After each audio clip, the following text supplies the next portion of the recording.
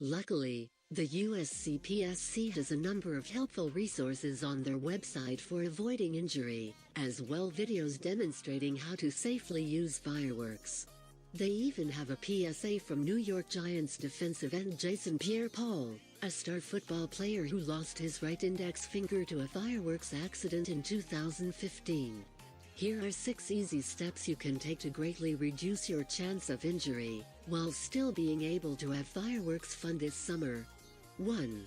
Never let children light fireworks and have them keep a safe distance from any explosives. Children under the age of 15 made up 31% of all fireworks-related injuries in 2016. Even sparklers can be dangerous, burning at around 2,000 degrees. 2. Never try to relight fireworks that didn't go off. Sometimes a dud isn't actually a dud. Even if it was just a case of the fuse fizzling out before it reached the end, there's a reason it's as long as it is to begin with. To give you enough time to get a safe distance away. Lighting a short fuse is a bad idea. Douse the firework with water and move on. 3. Don't point fireworks at other people, and make sure there's nothing in their flight path before igniting the fuse.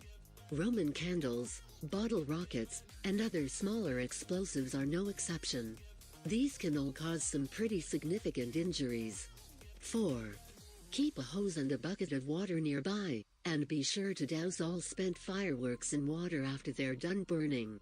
After your fireworks are spent, hit them with a quick blast of water to neutralize any residual explosive powder.